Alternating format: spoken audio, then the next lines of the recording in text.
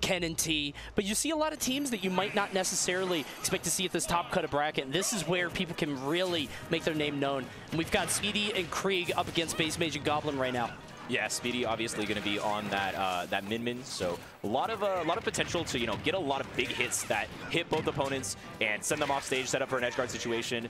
But BassMage going to be really good at clipping that recovery. I know he said before min-min is one of the best matchups for him, and he could just absolutely obliterate that character off stage. So I'm looking forward to seeing how these players interact, like sort of in the advantage situations, as well as how they approach the neutral, because I don't think it's going to be simple at all. No, and I think that Ike probably wouldn't be great at saving min-min. Like, you could see BassMage sharking, waiting for min-min to get hit off the stage so he could get that hit. But Ike might be able to, if not save min-min outright, set himself up in a position to actually get rid of Jigglypuff like right away with a strong hit. There's the nice up air into the hit from min-min. That's going to be first stock lost. Yeah, so now we see min-min off stage though, so it's going to be returned pretty quickly. Wow, we can't see some of the percent signs. That's oh yeah, it's a little bit off. Yeah, but anyway, so yeah, it seems like both teams have that one character who's living a long time and the other character who's fallen off pretty quickly, because it's the lightness and the gimbable factor. Ike is relatively gimbable in certain circumstances, but he does have some really uncontestable recoveries with quick draw, unless you have a super crazy disjoint, which neither Roy nor Puff are going to be able to do. Right. Looks like the tempo is pretty standard across the board. You saw that both Goblin and Ike lost their stock at the exact same time, and the tempo's been pretty standard this whole time through. BassMage is starting to pull away a little bit with a lot more damage on min-min, but that said, I mean, Jigglypuff could just die so early. Has to be careful against that Ike. Yeah, Ike, with that up air, can kill Jigglypuff super early. I think one of the characters that dies... That was so smart. I can't believe that up smash hit. That was so high up. I can't believe it didn't kill. Yeah. I mean, Jigglypuff's so light, like one touch at the top, and you're gonna be able to get the kill, but not this time. And now we see Ike in the corner, but again, that quick draw makes it so safe. Normally, characters are really scared of Jigglypuff in the corner, but Ike just returns with a really nice back air.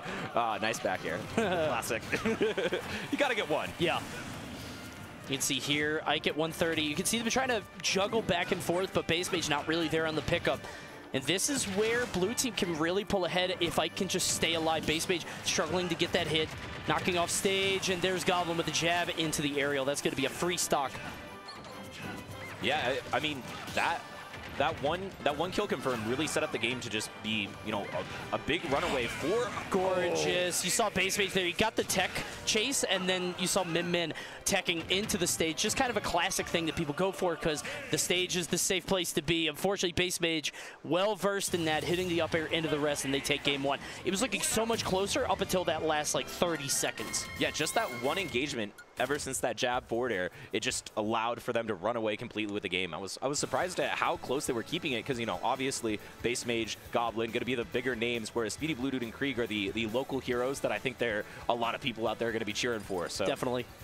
It is best of 5, so, sometimes these guys start off swinging. Sometimes they kind of, keep stuff close to the chest and hold back a little bit, trying to pace yourself over the course of a long bracket. Looks like we're going to Smashville for the next game, which sounds a little crazy to me, if only because BassMage, I had the privilege of watching BassMage at Summit. Oh, yeah. And good lord, this dude on Smashville is, I mean, obviously Double's different animal, right?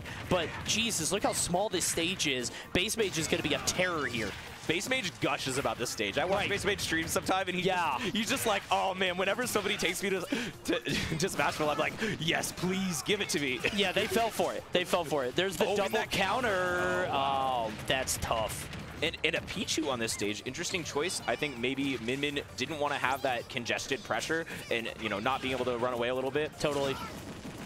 But Pichu is also a character that can die super early. We're talking about Puff.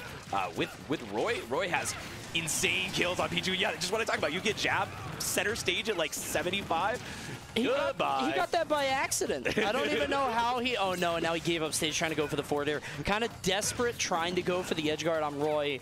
Gave up stage. Didn't matter too much. There goes Jigglypuff. It seems like a couple times BassMage has gone for really aggressive edge guards, and every single time Ike has been able to do a weird double jump and get over, and then just back air and bring the game right back. As 2 back airs from Ike, and now now it's looking very doable for red team. Yeah, sorry, for blue team. The momentum shifting a little bit, but the biggest question mark is Pichu. I mean, we have two of the lightest characters in the game on the right side of the screen scrapping. You can see Pichu trying to make it back. Oh, you got to watch that jab too. Goblin trying to sneak one out, but while that happens, BassMage getting the forward air on Ike. What? Huh? He just ran out of jumps? No jumps? No jumps? That's crazy. You have like 6. What happened? Well, so Pichu was hunting for him over and over again. Oh my God, the double Ike fights his teammate and his opponent, because why not? Taking your stock because Terrible. You took it away from me, I'll take it away from you. Not a great look. It would look so good until you realize he had to take a stock. Like, if Ike had an extra one, play of the game. You know, but unfortunately, now we got a 2v1 against these guys. Oh dear. Fast game too. I mean, it's Nashville. That's kind of how it works. It goes for the rest. But even though there's a rest there, you still can't punish it. As Goblin just keeps the aggression up with a double jab into attempted F smash. Oh, and whoa, he's gone. And that's over.